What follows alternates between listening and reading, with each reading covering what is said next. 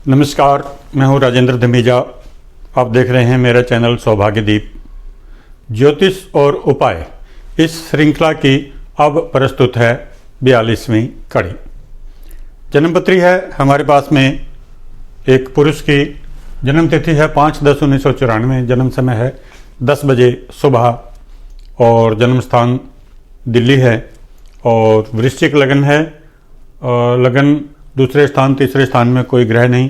चौथे स्थान में शनि है सब ग्रही कुंभ राशि में और 5वें स्थान में कोई ग्रह नहीं। छठे में केतु है मेष में। 7वें 8वें में कोई ग्रह नहीं। 9वें में मंगल है कर्क राशि में अपनी नीच राशि में। लग्नेश होकर नीच राशि में मंगल है। 10वें में कोई ग्रह नहीं। 11वें में सूर्य और चंद्रमा है और कन्या राशि में है और 12वें स्थान में तुला राशि में राहु गुरु शुक्र और बुध है। अब इनके अंश भी देख लेते हैं। लगन है 5 डिग्री, सूर्य है 17, चंद्रमा है 18, मंगल है 6, बुध है 11, गुरु है 22, शुक्र है 23, शनि है 12 और राहु है 21 डिग्री। और महादशा चल रही है राहु की 25/7/2005 से 26/7/2023 तक। वर्तमान में एंडिंग में है। राहु में मंगल की अंतर्दशा चल रही है 26/7/23 से। इसके बाद में चलेगी गुरु ग्रह की दशा, गुरु में गुरु की अंतर्दशा। तो कुल मिलाकर हमको जो जब जन्मपत्री देखते हैं, कोई भी व्यक्ति आता है हमारे पास में जन्मपत्री दिखाने के लिए, तो उसके लिए हम अच्छी अच्छी चीज़ें भी देखते हैं और वीक पॉइंट भी देखते हैं कि कमज़ोर कड़ी कौन सी है जन्मपत्री में, कहाँ पर परेशानी है। अगर परेशानी दूर हो जाएगी तो व्यक्ति जीवन में हमेशा प्रोग्रेस करेगा, प्रगति करेगा, आगे बढ़ता जाएगा। तो जो अच्छी चीज़ें तो बहुत सारी होती हैं और वो व्यक्ति को मालूम होती हैं। अच्छाई जो बताने से कोई भी प्रसन्न नहीं होता। उसकी अगर आप कमी बताएंगे, माइनस पॉइंट देखेंगे कि ये वीक पॉइंट है, यहाँ पर परेशानी है, उसी के लिए आया है वो। कोई भी अच्छा भला जो प्रसन्न व्यक्ति जो जिसका काम अच्छा चल रहा है वह ज्योतिषी के पास अक्सर नहीं जाता। उनमें से भी केवल वही व्यक्ति जाते हैं जो डरे हुए होते हैं, कुछ न कुछ गलत काम करने होते हैं या कुछ शंका मन में रहती है, वैसे व्यक्ति जाते हैं। अन्यथा वही व्यक्ति जाते हैं ज्योतिषी के पास में जो परेशान होते हैं। इस बात का ध्यान आपको रखना है। तो सबसे पहले हम देखते हैं जन्मपत्री में वीक पॉइंट क्या है, उसको कैसे ठीक किया जाए। सबसे पहले देखते हैं जो लग्नेश मंगल कर्क राशि में अपनी नीच राशि में है और 6 डिग्री का मंगल है और नीच राशि में। तो मंगल जब नीच राशि में होता है तो व्यक्ति को मिसअंडरस्टैंडिंग मिलती है और कम अंशों में होता है। अच्छा, सूर्य यहाँ पर 17 है तो ठीक है। अगर मंगल और सूर्य दोनों कम अंशों में हो तो ऐसे व्यक्ति के शरीर में हड्डियों की कमजोरी होती है, विटामिन डी की कमी होती है। खैर वो उतना परेशानी वाली यहाँ पर बात नहीं है क्योंकि सूर्य अपने जो मजबूत अवस्था में है, इसलिए अंशों के हिसाब से, राशि के हिसाब से बात नहीं कर रहा मैं। तो बाकी की स्थिति देखते हैं आगे की। और इसके आगे दसम स्थान के दोनों ओर पाप ग्रह सूर्य और मंगल। तो दसम स्थान का मतलब है व्यक्ति का व्यवसाय। व्यक्ति के व्यवसाय में प्रोग्रेस नहीं होगी क्योंकि एक तरफ मंगल है दूसरी तरफ सूर्य है, पाप कर त्रियोग हो गया। अस्थिरता रहेगी। कभी भी ऐसा व्यक्ति अपने को स्थिर नहीं समझेगा। जहां हमने सूर्य देखा, सूर्य के साथ ही चंद्रमा है, तो सीधा सीधा वीक पॉइंट यही हमारे पास में मिल गया है।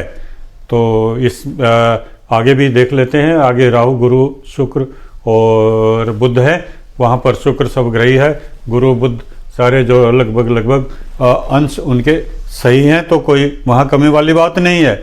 सबसे बड़ा वीक पॉइंट हमारे पास में सूर्य और चंद्रमा है। ये कैसे? बहुत से लोग बोलते हैं कि सूर्य और चंद्रमा राजा और रानी हैं। जब ये इकट्ठे होते हैं तो व्यक्ति की बहुत प्रोग्रेस होती है। लेकिन जो बहुत जरूरी पॉइंट है वो इसमें सोचने की बात है कि सूर्य और चंद्रमा जब इकट्ठे होते हैं तो अमावस्या या अमावस्या के आसपास का जन्म होता है। अब हमें सीधा सीधा सूर्य और चंद्रमा की डिग्री देखनी चाहिए, अंश देखने चाहिए, ताकि हम सही स्थिति का जायजा ले सकें कि यह अमावस्या के कितने करीब योग है। सूर्य है 17 डिग्री, चंद्रमा है 18 डिग्री, और लगभग कुछ अंशों का ही अंतर है वास्तव में। तो यानी कि जस्ट अमावस्या का एंडिंग टाइम है, एंड गुजरा है, तभी का तभी जन्म हुआ है। तो अमावस्या का मतलब है अंधेरी रात। अंधेरी रात का मतलब है भाग्यहीनता। चंद्रमा भाग्य का कारक है, सूर्य के साथ में है, तो जैसे दूसरे ग्रह अस्त पूर्णस्थ होते हैं वैसे चंद्रमा पर भी प्रभाव होता है। चंद्रमा मन का कारक है, भाग्य का कारक है, सूर्य के साथ में होगा, निश्चित तौर पर परेशानी का कारण बनेगा। तो सीधी सी बात आप ये समझ लें कि सबसे बड़ा वीक पॉइंट हमको यही मिल गया, सूर्य और चंद्रमा। जब तक इस दुर्योग का उपाय नहीं होगा, ऐसा व्यक्ति जीवन में कभी सुखी नहीं हो सकता। हाँ, बुद्धिमान है, बुध ग्रह 11 डिग्री बुद्धिमान है, और मित्र राशि में बुध है, कोई बुद्धि की कमी नहीं है। देखें शिक्षा का जो योग है, शिक्षा में भी कोई परेशानी नहीं है, पढ़ाई भी ठीक से कर सकता है ऐसा व्यक्ति, और बुद्धिमान भी है, सबको गाइड कर सकता है। लेकिन वीक पॉइंट वही रह गया सूर्य और चंद्रमा का। जब तक उसका उपाय नहीं होगा, जो निश्चित है, ऐसा आदमी जितना मर्जी भाग ले, जितना मर्जी दौड़ ले, मंजिल तक नहीं पहुंच पाता, बहुत परेशानी होती है। समझे? सूर्य जो अग्नि तत्व ग्रह है, इसके साथ जो भी ग्रह होगा उसके प्रभाव को क्षीण करेगा। चंद्रमा मन का कारक है, माता का कारक है, भाग्य का कारक है, सब चीजों को परेशान करेगा। तो सारी की सारी परेशानी है, व्यक्ति के काम में परेशानी है, काम कहीं भी सेट नहीं हो रहा। हालांकि आयु बहुत ज़्यादा नहीं है, लेकिन ऐसा व्यक्ति पूरी आयु भी लगा रहेगा, उपाय नहीं करेगा तो उसको कामयाबी नहीं मिलेगी, यह निश्चित समझ लें। और ऐसी जन्मपत्री में अक्सर क्या होता है कि ऐसा व्यक्ति बहुत कल्पनाशील होता है। जो चंद्रमा मन का कारक है, मन मरा हुआ बहुत बहुत दूर दूर तक सोचता है, लंबी चौड़ी सब कुछ सारी प्लानिंग करता है, और पंचम स्थान पर दृष्टि भी है, प्लानिंग करेगा, कोई इससे टेंशन वाली बात नहीं है। लेकिन कामयाबी नहीं मिलेगी, भाग्य साथ नहीं देगा। जस्ट 1 डिग्री का अंतर, सूर्य 17 चंद्रमा 18, तो जो प्रोग्रेस नहीं होगी।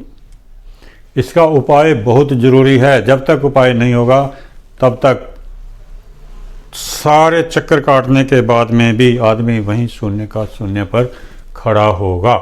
इसके आगे कुछ ना कुछ लगाना पड़ेगा।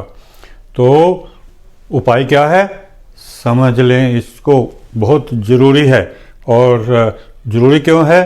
क्योंकि व्यक्ति को जीवन में आगे बढ़ना है, और पुरुष की कुंडली है, उसके लिए व्यवसाय, काम, धन का अर्जन सबसे ज़्यादा महत्वपूर्ण है।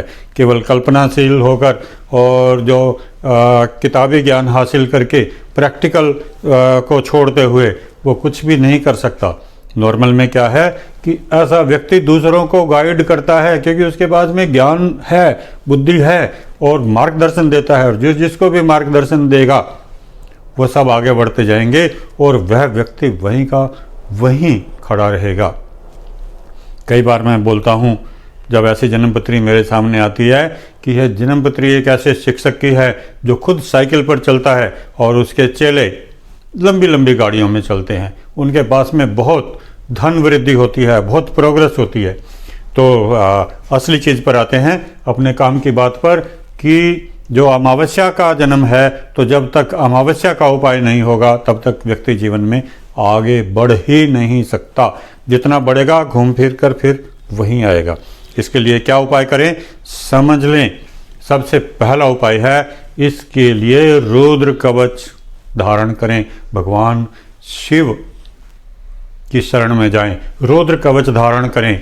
रुद्र कवच 4 यंत्रों से मिलाकर बनता है, और उसके नीचे 3 रत्न लगाए जाते हैं, और अपनी क्षमता सामर्थ्य के अनुसार रुद्र कवच धारण करें। कोई बहुत महंगा नहीं है, और महंगा भी अगर होगा, महंगा भी लगता है, पैसे नहीं होते क्योंकि ऐसे आदमी के पास अक्सर महंगा लगता है, महंगा भी लगता है, तो भाग्य वृद्धि के लिए जरूरी है। नहीं उपाय करेंगे तो भाग्य वृद्धि नहीं होगी। जितना मर्जी संघर्ष कर लें, लगातार मेहनत कर लें, जो ऐसे व्यक्ति का जो मेहनत का पैसा है कुत्ते खाते हैं। जो ऐसा व्यक्ति मेहनत करता रहता है फल दूसरों को मिलता है। जो वो लोगों को तरीके बताता है आगे बढ़ने के तरीके, खुद वो उन पर चलेगा तो वो नहीं चल पाता। तो सबसे पहला उपाय रुद्र कवच धारण करें। उसके बाद में दूसरे नंबर पर उपाय अमावस्या का दान करें। अमावस्या के दिन एक बार दान करना है। दान किसे दे? ब्राह्मण को, क्योंकि दूसरी जगह कहीं भी देंगे तो वो संकल्प नहीं कर सकता। दान का संकल्प कराना है। दान में जो सामग्री चाहिए वह समझ लें। आटा, चावल, नमक, घी, फल, वस्त्र और कोई भी सफ़ेद सामग्री, चीनी, इसके साथ में आप रख सकते हैं। 6-7 सामान होने चाहिए और सामग्री इतनी होनी चाहिए जिससे ब्राह्मण व उसका परिवार कम से कम 6 बार भोजन कर सके। फल की संख्या 6 होनी चाहिए और सामग्री में कोई भी सामग्री लाल नहीं होनी चाहिए। फल लें वो भी लाल नहीं होने चाहिए। लाल दान करेंगे तो निश्चित तौर पर आपको परेशानी होगी। वैसे भी इस जन्मपत्री में लग्नेश मंगल है तो लाल दान नहीं बनता, परंतु अमावस्या का जन्म है तो भी लाल दान आपके लिए वर्जित है। समझ लें इसको। तो पहला उपाय रुद्र कवच धारण करें। दूसरा उपाय धारण करने के बाद अमावस्या वाले दिन यह सारी सामग्री जो आपको बताई है वह इकट्ठी करें। मंदिर में जाएं, पंडित जी के सामने बैठें और उनको बोलें संकल्प कर दें। संकल्प क्या? अमावस्या के दान के निमित्त, यह ब्राह्मण का काम है संकल्प पढ़ना कि इस नाम इस गोत्र के व्यक्ति से मैं यह सामग्री दान में ले रहा हूँ। उसके बाद में जो काम करना है वह ब्राह्मण ने ही करना है। इतना करने के बाद में आपका जो उपाय 2 पूरे हो चुके हैं। अब एक तीसरे उपाय की जरूरत है इसमें, और तीनों उपाय ही जरूरी हैं। एक भी कड़ी टूटी तो फायदा नहीं मिलेगा। तीसरे उपाय में आपको क्या करना है कि जैसे ही अमावस्या का दिन आता है आपने दान कर दिया तो जो शुक्ल पक्ष यानी कि जो अमावस्या के बाद में पक्ष चालू होता है उसमें 108 कलदार और एक सिक्का, 1 रुपये 2 रुपये का कोई भी सिक्का कलदार में डालें और वह बहते जल में प्रवाहित करें और वहाँ पर ओम नमः शिवाय का जाप कर लें और निश्चित तौर पर आपका लाभ होने लगेगा। जो सूर्य चंद्रमा इकट्ठा होने से जो परेशानी है, मानसिक परेशानी है, जो आत्मा भी पीड़ित रहती है, जो आप लगातार काम करते रहते हैं और फल उसका दूसरे भोगते रहते हैं, आपका जब कोई भी पुरस्कार मिलने का समय रहता है ना, जो मेहनत आपने की उसका परिणाम मिलना होता है, तो वो तब आपको नहीं बुलाया जाता, वो परिणाम दूसरे को मिलता है। तो ये सारी चीज़ें ठीक हो जाएंगी, धीरे धीरे अपने आप ठीक होने लगेंगी। कर लें। इस तरह की जन्मपत्री है तो जो भाग्यहीनता है तो ना तो काम में वृद्धि मिलेगी, ना पारिवारिक जीवन में शांति मिलेगी, ना किसी दोस्तों के साथ में अच्छा समय गुजरेगा और ना ही कोई और प्रगति होगी। जो करेंगे काम आप, फल मिलेगा दूसरे को, तो मन जो है परेशान होता रहेगा, लगातार आप दुखी होते रहेंगे। और सबसे सरल और अच्छा उपाय आपको बता दिया, और ये उपाय नहीं करेंगे ऐसी जन्मपत्री में तो निश्चित तौर पर परेशानी होगी। तो जो कर लें, फ़ायदा उठाएं। और आज के लिए बस इतना ही। बहुत बहुत धन्यवाद।